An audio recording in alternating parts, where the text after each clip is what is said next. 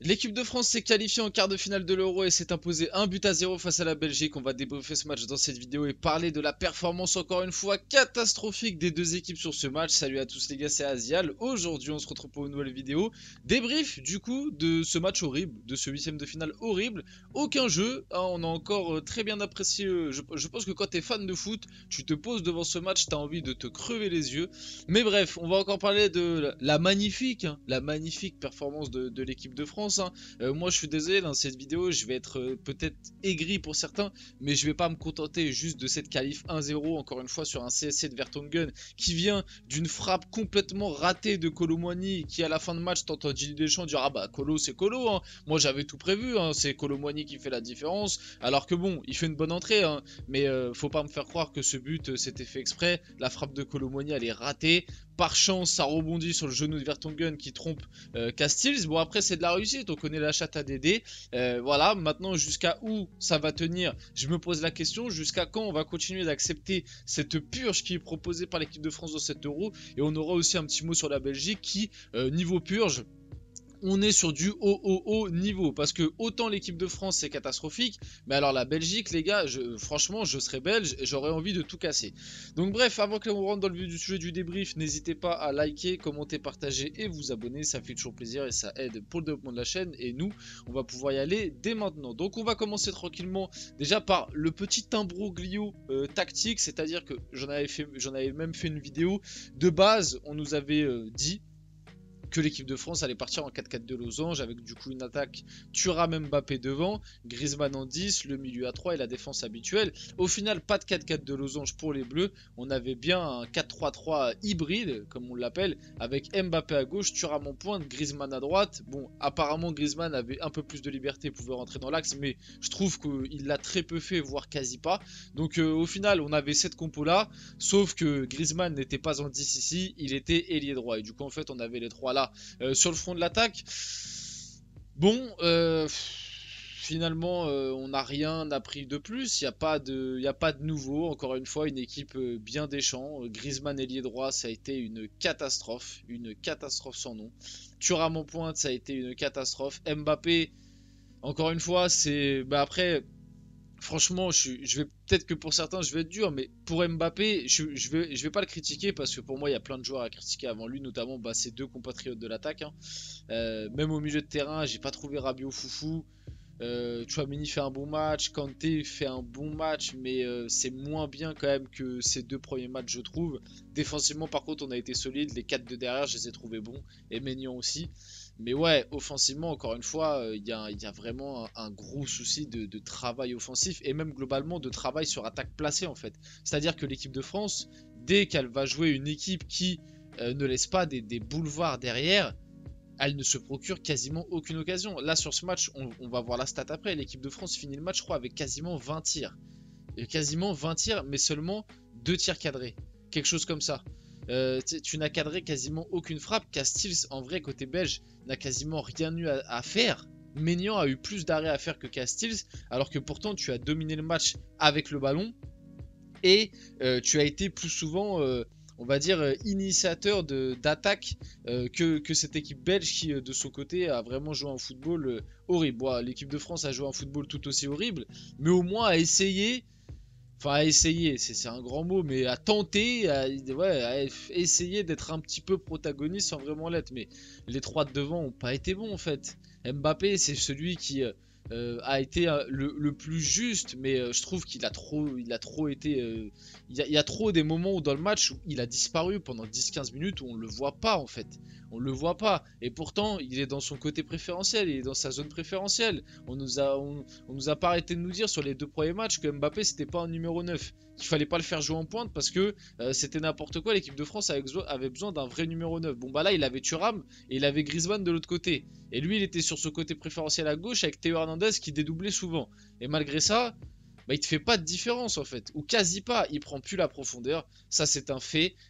Toute l'année au PSG, on n'a pas arrêté de le dire, on nous a pris pour des fous, on n'a pas arrêté de nous dire que c'était à cause de Luis Enrique.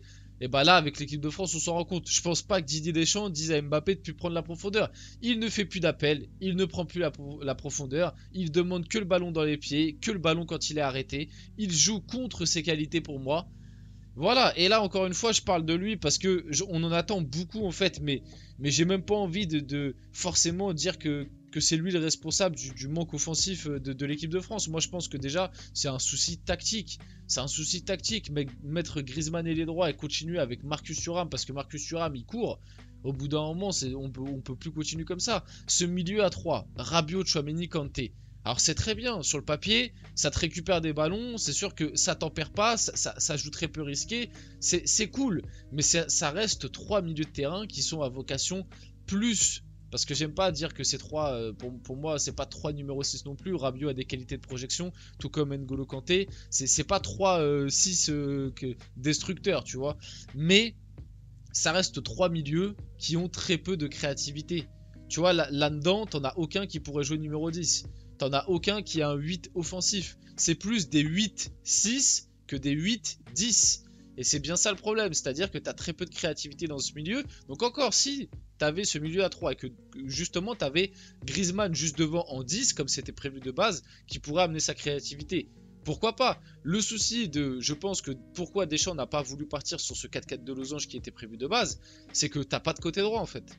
Parce que c'est pas Koundé qui va t'animer un côté droit. Un 4-4 de losange, faut que tu aies quand même des latéraux qui montent. Faut que tu aies des latéraux qui soient un minimum bons offensivement si tu veux vraiment bien exploiter toutes les zones du terrain. Et là, le souci, c'est que si on partait avec cette tactique-là, pour moi, en fait, tu aurais eu un côté gauche très fort avec Mbappé, avec Théo Hernandez qui allait monter, Rabiot pour protéger un peu le tout, Griezmann qui allait un petit peu se déplacer dans cette zone. Et côté droit, Koundé, il peut pas animer un côté à lui tout seul comme peut le faire Théo Hernandez.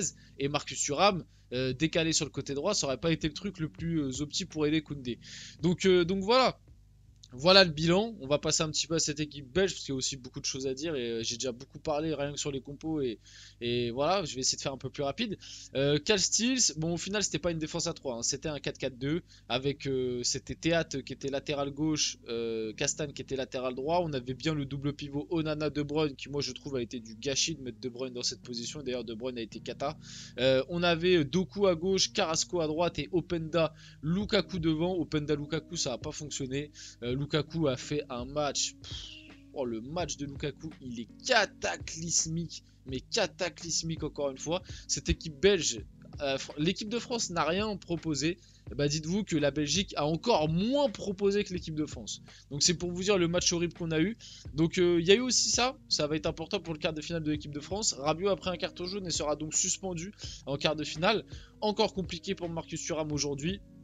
Moi, au bout d'un moment, il faut arrêter. Je comprends pas comment Deschamps peut autant le faire jouer et autant compter sur lui, sachant que sous le maillot de l'équipe de France, franchement, ça fait combien de cartouches qu'il gâche, quoi. Il a encore une fois été d'une neutralité, d'une inutilité, j'ai envie de dire, lors de ce match, mais c'est abyssal. En face de toi, t'avais pas Chiellini, Bonucci Prime, t'avais pas Ramos Pep. T'avais Wout Faes et Vertonghen qui a 38 ans. Tu n'as pas pesé. Tu n'as fait quasiment aucune différence, que ce soit avec le ballon, dos au jeu, etc. Donc pour moi, c'est même si la Belgique a joué bloc bas et très défensif, je suis désolé, sur un match comme ça, t'en attends plus d'un numéro 9. En plus, il a eu des spots. Il a eu des spots parce que 2-3 fois Koundé, qui a fait un match excellent, qui a été élu homme du match, on en parlera après, défensivement, qui a su bloquer deux coups. Et les 2-3 fois où il est monté, il a livré des bons ballons. À un moment, Koundé, il lui met un centre, mais magnifique. Il est tout seul, il te la met au-dessus. Et moi, à ce moment-là, quand j'étais derrière ma télé, je me disais, mais c'est Giroud, c'est but. T'as Giroud à la place sur le centre de Koundé, c'est but à 100%. Maintenant, Deschamps a pris la décision de se passer de Giroud lors de 7 euros. Peut-être que Giroud est pas non plus à 100%, ok, mais bon, les constats sont là. Marcus Thuram, l'euro est catastrophique et moi j'en peux plus. Mais quel tacle de Théo Hernandez, magnifique. Théo Hernandez a été très bon. Il a fait notamment 2 retours salvateurs sur Carrasco. 2 fois Carrasco est trouvé dans la profondeur. Il peut aller en face à face. C'est à Théo Hernandez qui, grâce à sa vitesse, fait des retours spectaculaires et il a été très bon. Et Saliba ou Upamecano, ça a été solide. Surtout Saliba que j'ai trouvé excellent sur Lukaku. Et Koundé a aussi été très bon défensivement. Mais tu vois, c'est là que c'est inquiétant. C'est que j'ai l'impression que sur les 4 débriefs de l'équipe de France que j'ai fait, j'ai l'impression qu'à chaque fois j'ai dit bon bah défensivement ça a été solide mais le reste c'est cata. Et ça prouve que c'est quand même inquiétant. Donc voilà les stats du match. Je crois que c'est les stats à la fin du match ou peut-être à la 70e. Bref, 16 tirs, 1 cadré pour l'équipe de France. Côté Belgique, on était à 2 tirs de cadré. Donc ça devait pas être à la fin du match, ça devait être un peu avant. Parce que la Belgique, je crois, a fini à un peu plus, mais pas beaucoup. Mais voilà, ça montre que l'équipe de France...